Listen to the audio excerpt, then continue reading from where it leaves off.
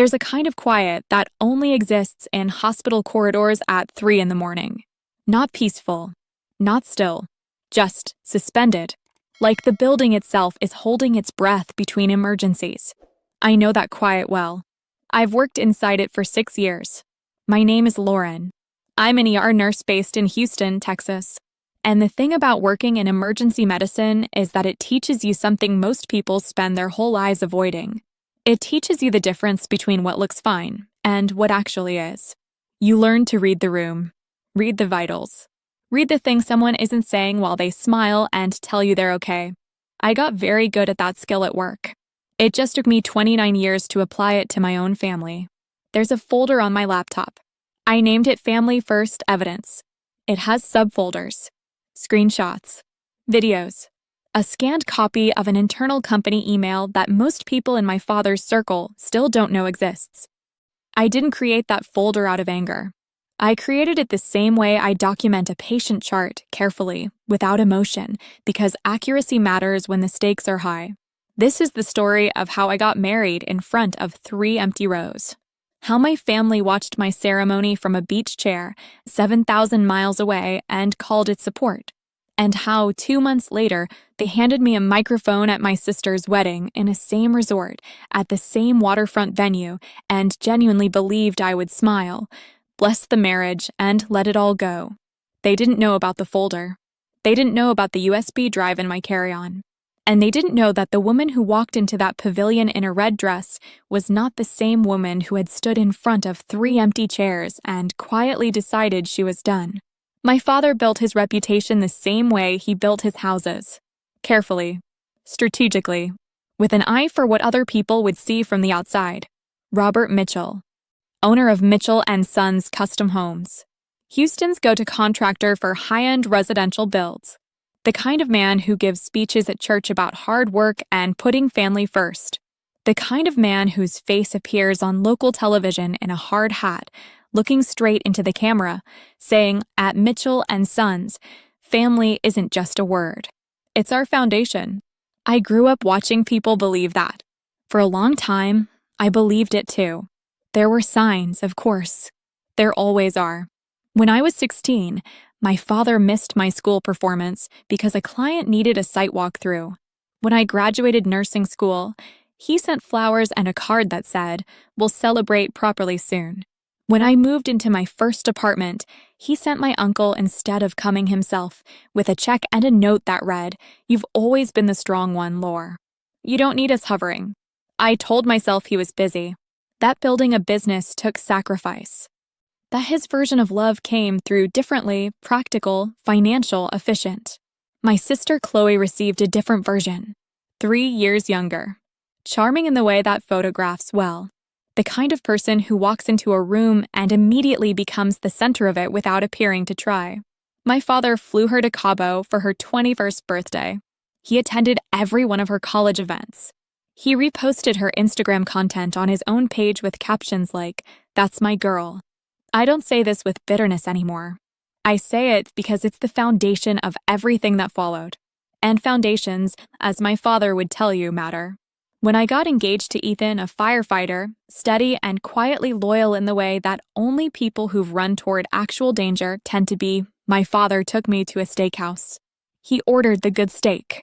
He pulled out his leather checkbook. He wrote a number that made me exhale slowly and told me to put it toward whatever I needed. "You've earned this," he said. "And don't worry. We're blocking off that entire weekend. Nothing is more important than walking you down that aisle." I remember folding that check carefully, pressing it flat against my palm. I wanted to believe him. I chose to believe him.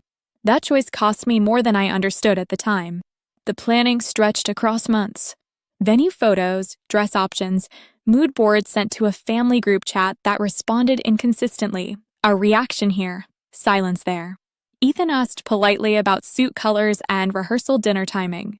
Half his messages went unread. 3 weeks before the wedding, my sister posted an Instagram countdown.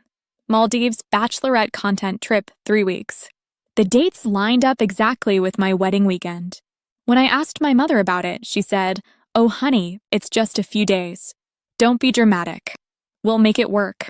My father texted later that evening. Deposits are already paid. I'll fly back in time. Relax.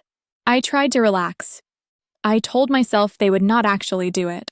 That is the thing about patterns you've lived inside for decades. They feel normal right up until the moment they don't. The night before the wedding, Ethan and I were in our apartment. He was ironing his shirt. I was scrolling through last-minute details, telling myself the knot in my chest was just nerves. His phone buzzed on the coffee table. A preview notification from the family group chat. He looked at me. "Do you want me to open it?" I said yes. His expression changed in stages. Confusion first, then something slower and darker. On the screen, a stream of photos.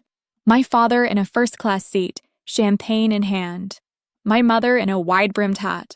My sister posing with her passport, caption reading, "When your fam chooses tropical vibes." Maldives, here we come. Family first.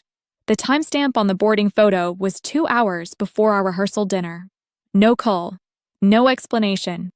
Just the photos, the caption, and a video of my sister's voice saying, "Sorry, Lauren. We'll FaceTime you from the beach." Ethan set the phone down slowly. He looked at me. "If this were my family doing this to you," he said quietly, "what would you tell me?" I didn't answer. We both already knew.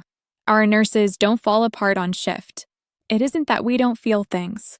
It's that we've learned to place feeling in a separate compartment, seal it, label it, set it aside, and function anyway. You tape the 4. You call the code. You keep your hands steady even when everything else isn't. I got dressed on my wedding morning the same way. Mascara, concealer, lipstick, mechanical and precise. My phone sat face down on the bathroom counter. I didn't look at it. I already knew what wasn't there. No message from my mother, no call from my father, nothing from my sister except a photo posted to her Instagram story an hour earlier. Crystal blue water. Her legs in a beach chair. A mimosa catching the morning light. Ethan's mother knocked on the door of the bridal suite just before the ceremony. "Sweetheart," she said, eyes already shining. "It's time." The sanctuary doors opened and I stepped out. On the right side, Ethan's people. His brothers, his cousins, childhood friends who'd driven hours to be there. They stood when they saw me. Some whistled. Some clapped. His mother pressed both hands over her mouth. On the left side, 3 rows of white chairs. Each one reserved with a small card that read, "Bride's family." Every chair was empty. I kept walking. Ethan met me at the altar and took both my hands in his. His jaw was tight. His eyes said everything he didn't. "You look incredible," he whispered. "You and me. That's enough." I nodded, because if I had spoken, I would have stopped being composed. And composed was the only thing I had left to offer that morning. The officiant began. He had reached the words, "Who gives this woman," when a burst of sound crackled through the church speakers. At first it registered as feedback. A technical glitch. The kind of thing you mentally file and move past. Then the sound sharpened. Waves. Clinking glasses. My sister's voice, high and bright, saying, "You guys, look at this water." It is literally unreal. The entire room turned toward the sound booth at the back. The DJ and the church technician were both staring at a phone someone had placed on speaker, its screen now projected 20 feet tall on the display behind the altar. My father. Sunglasses. A drink in his hand. Standing on a deck over water so blue it looked artificial. "Happy wedding day, kiddo," he said, waving at the camera, completely unaware his face was filling the wall behind his daughter's altar. "We're tuning in from the Maldives. We'll celebrate later when things settle down here." The camera swung to my sister in a white cover-up and a bikini mimosa raised. "Vacation can't wait, sis. We'll repost your photos." Someone in the crowd muttered something low and sharp. Someone else simply said, "You have got to be kidding me." The technician yanked the phone from the system. The screen cut to black.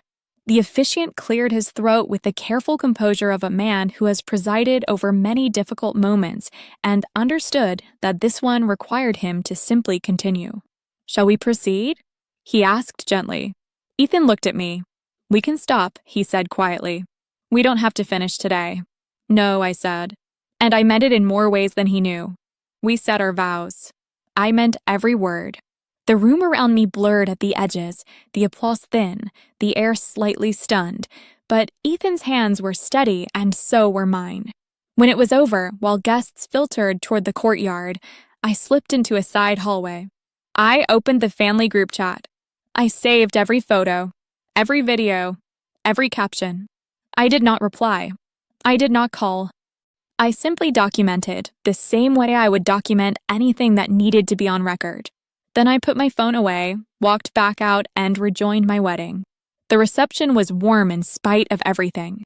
Fairy lights, good food, Ethan's friends dancing badly and laughing loudly, his cousins giving toasts that were sincere and a little clumsy in the best way. His father stood up at one point, cleared his throat, and said I didn't get to raise a daughter. But today I feel like we gained one. The room responded the way rooms do when something true is said simply. I smiled. My eyes stung. I kept both things at once. Later, standing outside under the string lights with Ethan, he showed me his phone without a word. My sister's Instagram, posted less than an hour after we exchanged rings. My father in the center of a candlelit beach table, champagne glass raised, surrounded by smiling faces. The caption read, "To my favorite girl finally getting her dream trip. Maldives with the best fam on earth. Hashtag family first. Wouldn't miss it for the world." I read the caption twice. Wouldn't miss it for the world. I handed the phone back to Ethan. I'm done giving benefit of the doubt, I said. They made their choice. He nodded. Then we make ours. Something inside me settled at that moment. Not dramatically. Not with heat. Just quietly. The way a decision feels when it has finally finished forming. The days after a wedding are supposed to feel like exhaling. Shared grocery lists. Laundry routines. Learning which side of the bed the other person actually prefers once the novelty wears off. Ethan's turnout gear drying over the shower rod. The particular silence of two people building something ordinary and real together. That part was good. Genuinely good. What ran underneath it was something else. My phone filled up the morning after the wedding. My mother, sweetheart, the Wi-Fi was terrible. We're so sorry we couldn't be there properly. The live call was our way of trying to be present. My father, you're making a bigger deal of this than it needs to be. We told you about the trip. Don't let one weekend affect your marriage. My sister, Lore, it was just timing. You know I love you. We watched the replay. You looked gorgeous. I read each message once. Then I set the phone down and went to work. For the first time in my life, the silence was mine. I hadn't slammed a door or issued an ultimatum. I had simply stopped performing the role of the understanding one. And that, I was discovering, was its own kind of power. 6 weeks passed. Then one Tuesday evening, Ethan walked into the living room with his laptop open, and that particular expression he developed careful, measured, that meant he had found something I needed to see. He turned the screen toward me. It was an internal company email, forwarded anonymously to his personal account, addressed from my father to his accountant, dated 3 days before our wedding. The relevant line read, Maldives retreat charge, please classify under client development/staff retreat. Write it off this quarter. And yes, pull from the discretionary budget we set aside rather than Lauren's wedding contribution. I'll make it up to her later. I read it twice, then a third time. The check he had written me at the steakhouse, the "you've earned this moment," the leather checkbook, the carefully performed generosity had been quietly redirected. The money set aside for my wedding had been reclassified as a business expense and used to fund the vacation he chose instead of attending it. He had turned my wedding into a line item. He used your money to pay for the trip, Ethan said slowly, and then called you dramatic for being hurt by it. I didn't respond immediately. I opened my laptop, created a new folder, and began moving files into it. Screenshots. Videos. The boarding photo. My sister's Instagram post. The email. I named the folder Family First Evidence. It wasn't scorekeeping. It was documentation. There is a difference, and I understood it clearly by then. The call came on a quiet Sunday morning, roughly 2 months after the wedding. My mother's face appeared on my screen, soft lighting, rehearsed warmth, the particular expression she wore when she was about to deliver news she expected me to receive graciously. My father was beside her on the couch. My sister sat cross-legged on the rug in a white romper, a ring catching the light on her left hand. "Surprise," Chloe said, holding it up. "I'm engaged." The man was Dylan, someone she'd been casually seeing before the Maldives trip. Apparently, the same beach where they had watched a replay of my ceremony had also been a setting for his proposal. "Full circle," she said, as though that were a comfort rather than a detail that required a moment to absorb. My father leaned forward. "We're planning the wedding at the same resort. Destination celebration. Overwater villas, the whole thing." He paused for effect. "And of course, it wouldn't be complete without you and Ethan there." My mother's smile softened strategically. "We really want to make things right, sweetheart. This is our chance to all be together properly." I asked one question. "Who's paying?" A brief pause. "We're covering most of it," my father said. "You and Ethan would just need flights. And we thought it would be meaningful to use the original wedding budget we set aside, share it between you girls." Fair, right? The original wedding budget. The one that no longer existed. The one currently filed under client development in his company accounts. I kept my expression even. "We're sending the official invite video," Chloe added. "And Lore, we want you to do a speech." Big sister energy. It'll be beautiful for the content. After we hung up, the invite arrived within the hour. Professionally edited drone footage. Slow motion laughter. A voiceover about family bonds and second chances. The final frame listed me as maid of honor. Ethan came home from his shift and found me on the couch. The video paused mid-frame on Chloe's face. "We don't have to go," he said, setting down his keys. "No," I said. "We do." He looked at me carefully. "They handed me a microphone," I said, "and access to their projector. In the same resort. In front of their clients, their colleagues, and a man about to marry into this family who has no idea what he's actually joining." I looked back at the frozen frame on my screen.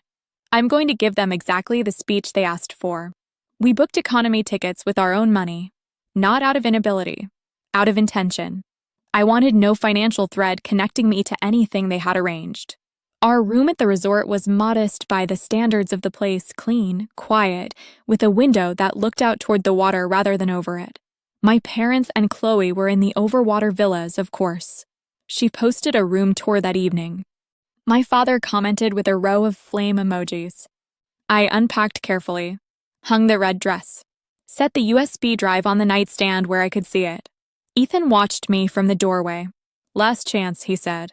"We could spend the week on the beach and pretend none of this is happening." "I've been pretending for 29 years, I said. "I'm done." At the dock the following morning, my family received us like a welcome committee that had rehearsed its blocking. My mother in a floral maxi dress, arms open, voice bright. My father in resort linen, hand extended for a shake that became a half embrace, the kind of contact that performs warmth without requiring it. Chloe in a white two-piece set, glowing, already angled slightly toward the nearest camera. Dylan stood beside her. Tall, polite, genuinely happy in the uncomplicated way of someone who had not yet been handed the full picture. "Lauren," my father said, patting my shoulder with practiced ease. "We're really glad you came. This means everything." "Does it?" I said. Not as a question. He heard it anyway. His smile held, but his eyes recalibrated slightly, a businessman's adjustment, quick and nearly invisible. Chloe looped her arm through mine as we walked toward the main pavilion. "That dress you brought," she said. "Is it red?" "It is." "Bold choice for a wedding," she said lightly. "I know," I said. The day before the ceremony, I met with the resort's event coordinator in the reception pavilion, a glass-walled space open to the ocean on one side, the kind of room designed to make everything inside it feel significant. I introduced myself as the bride's sister and maid of honor. I handed her the USB drive. "It's a tribute," I said. Childhood clips, family photos, some messages from people back home. One of those descriptions was accurate. She plugged it in to verify the file. The opening sequence played genuine childhood photographs, Chloe and me in matching pajamas, a backyard birthday, a Christmas morning. I had placed those deliberately at the front. They were real. They were also a door that opened onto something else entirely. Lovely, the coordinator said, stopping playback before it reached that something else. We'll cue it when you step up to speak. Just nod at the DJ when you're ready. I thanked her and walked back out into the evening air. The water was exactly as blue as every photograph had promised. I stood there for a moment, not rehearsing, not stealing myself, just standing, breathing, letting the setting be what it was. Then I went back to the room, ordered room service, and went asleep earlier than I had in months. The ceremony the following afternoon was, by every visual measure, flawless. White flowers, gauze draping catching the ocean breeze, guests in pastels and designer sunglasses arranged in neat rows along a deck overlooking open water. A drone circling overhead at a respectful distance, capturing every angle for the content archive. My father walked Chloe down the aisle with the unhurried confidence of a man entirely at ease in his own narrative. He looked like the cover of something. He had always known how to look like the cover of something.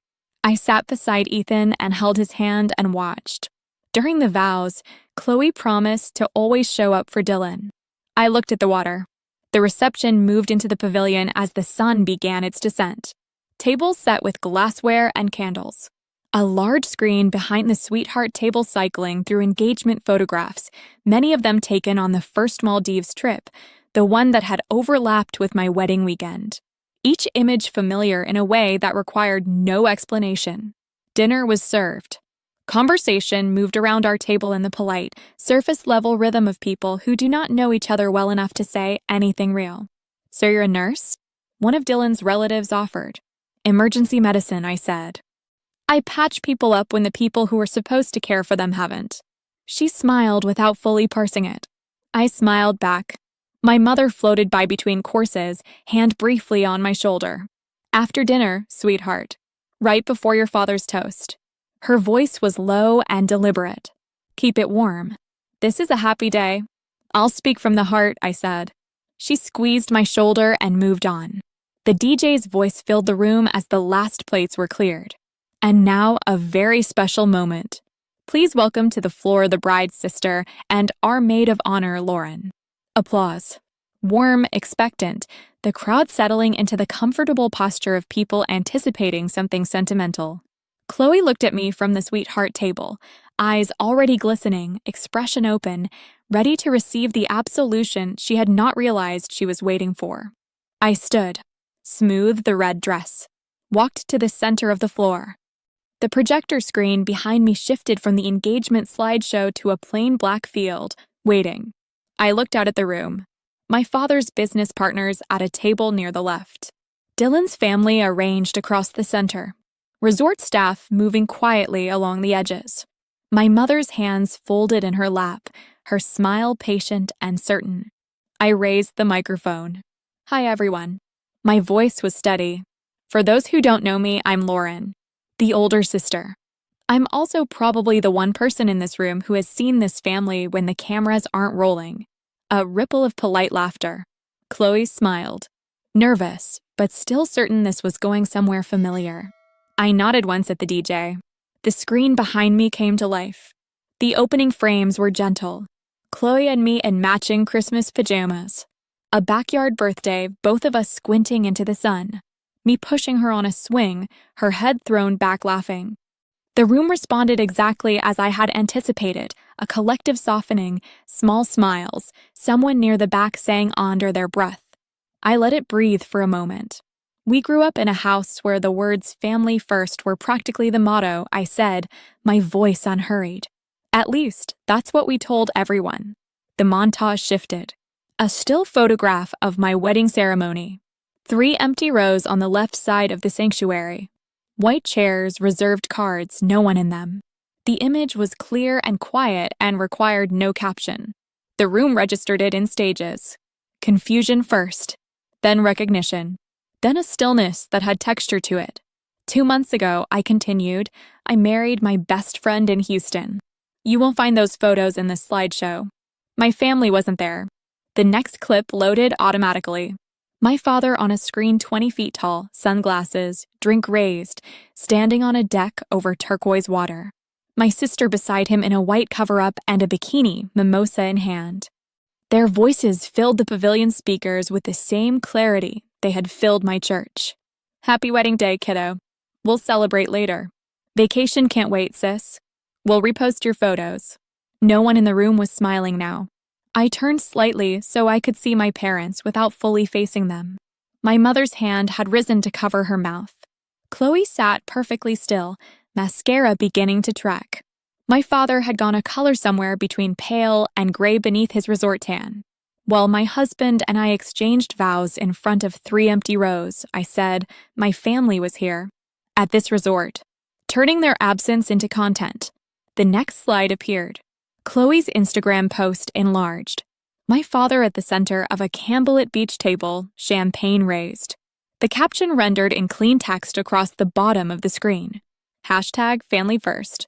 Wouldn't miss it for the world. One of my father's business partners leaned forward in his chair. Another turned to say something quietly to the man beside him. Then came the email. I had redacted the accountant's name. My father's remained. The key lines filled the screen as I read them aloud, slowly, without inflection.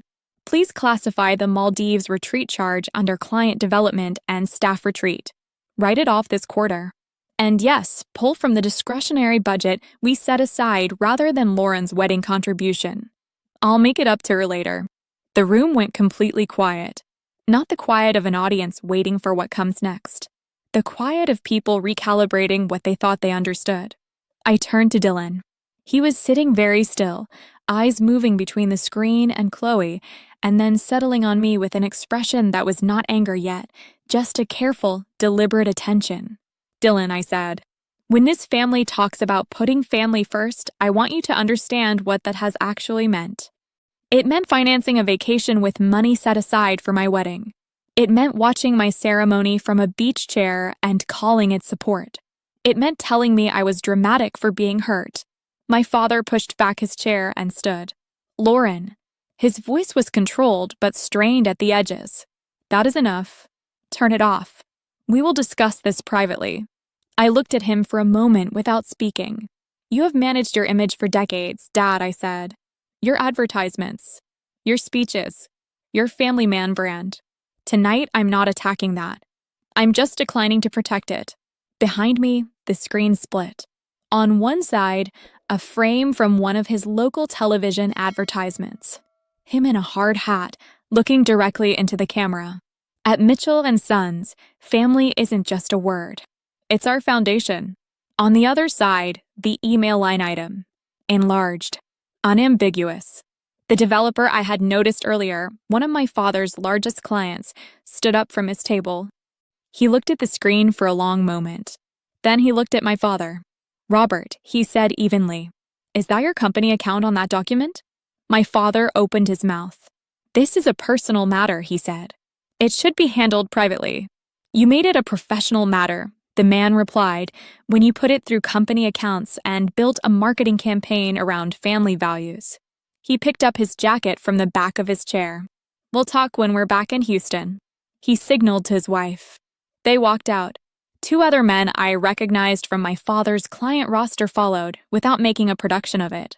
My father sat back down slowly. For the first time in my life, I watched the architecture of his public self come apart in real time, not dramatically, not with collapse, just a quiet structural failure, the kind that happens when the load-bearing wall turns out to have been hollow. Chloe found her voice. Lauren. It came out fractured. This is my wedding. I looked at her. Not with anger. With something more final than anger. I know, I said. And I'm sorry that this is part of it. But Chloe, you told Dylan I was fine. You told him I understood. You posted from that beach while I stood in front of empty chairs, and you captioned it family first. I paused. One day, if you have a daughter of your own, I hope you remember what those empty chairs look like. And I hope you choose differently. Dylan had not sat back down. He was looking at Chloe with the measured expression of someone running a quiet internal audit of everything he had been told. You said she was fine with it, he said. Not accusatory, just precise. Chloe reached for his arm. Baby, it was timing, okay? We talked about it. She had it handled, and I needed the content for this. She stopped. The sentence completed itself in the silence. Dylan stepped back slightly. Not dramatically. Just enough. I raised the microphone one final time. I spent a long time believing that blood automatically meant loyalty, I said. That I should be grateful for whatever I received.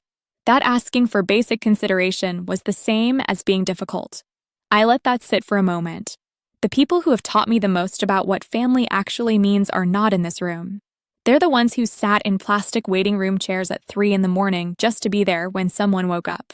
They're the ones who show up when there's nothing to post and no audience to perform for. I looked at my parents one last time. You chose a vacation over my wedding.